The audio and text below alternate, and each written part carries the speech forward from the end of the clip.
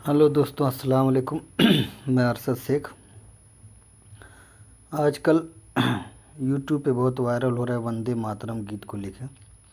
हर कोई पत्रकार जो है बस मुंह में माइक डाल देता है, भाई गाओ वंदे मातरम, नहीं तो तुम देशभक्त नहीं हो। अब उस पत्रकार से थोड़ा सा ये भी सवाल करना चाहिए कि वंदे मातरम के बारे में वो क्या जानता है, किसने लिखा, कहाँ से लिखा, इसका मतलब क्या होता है। तो आइए थोड़ा सा उसके बारे में आपको जानकारी दिया जाए। वंदे मातरम गीत को लिखा था बंगाल के एक मशहूर लेखक, कवि और पत्रकार तीनों थे वो, बंकिम चंद्र चट्टोपाध्याय। और उन्होंने वंदे मातरम गीत को जो लिखा था 1875 में लिखा था, सन 1875 में। और 1882 में इनके प्रसिद्ध उपन्यासकार है आनंद मठ।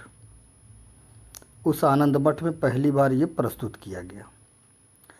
और जो ये राष्ट्रगीत के रूप में लिया गया है, इसको लिया गया है 24 जनवरी 1950 को। अब बंकिम चंद्र चट्टोपाध्याय का थोड़ा सा जन्म विवरण भी ले लीजिए। उनका जन्म हुआ था 27 जून 1838 को और उनकी मृत्यु हुई 8 अप्रैल 1894 ईस्वी को। बंगाली लेखक थे, कवि थे। अब कहने का मतलब ये है, पहली बात तो वंदे मातरम का अर्थ क्या होता है।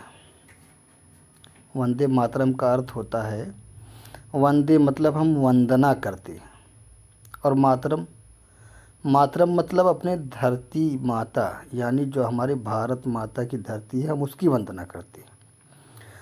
अब अगर आप किसी के तो वंदना करना हो गया और मातरम मतलब धरती माता हो गई।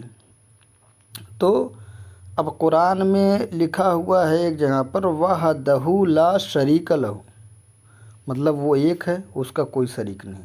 और जो इस बात से मुकर गया वो काफिर। काफिर मतलब मुसलमान नहीं है, मुसलमान के अलावा कुछ भी हो सकता है वो, चाहे हिंदू हो, शिया हो, हिंदू हो, शिया, अल्हम्दुलिल्लाह शिया नहीं है, हिंदू हो, सिख हो, ईसाई हो, कुछ भी हो सकता है, लेकिन वो मुसलमान नहीं है। जब हमने धरती माता को शरीक कर दिया अल्लाह के साथ, वंदना करके, पूजा करके, तो वो समझ लीजिए काफिर हो गया। तो मेरे भाइयों, इसीलिए सिर्फ हम लोग भारत माता की जय नहीं बोलते हैं। और सबसे पहले इस पे सवाल ये उठता है, जब 1882 में इसको उपन्यास के तौर पे बंकिम चंद्र चटर्जी ने लिखा था, आनंद मठ उनका उपन्यास एक है उसमें, और 24 जनवरी और 24 जनवरी 1950 को इसको राष्ट्रीय गीत बनाया गया। तो उससे पहले क्या गीत नहीं था? उससे पहले तो गीत था नहीं। और जब गीत नहीं था, लोग इसको गाते नहीं थे, तो क्या वो देशभक्त नहीं थे? भाई, उससे पहले हमारे मुस्लिम उलमाओं ने स्वतंत्रता संग्राम की लड़ाई में कितने भी नारा, कितना नारा दिए, इनकलाब जिंदाबाद है, और ऐसे बहुत से मुस्लिम नारे हैं, हिंदुस्तान जिंदाबाद, इनकलाब जिंदाबाद, या सारे जहाँ से हिंदुस्तान हमारा।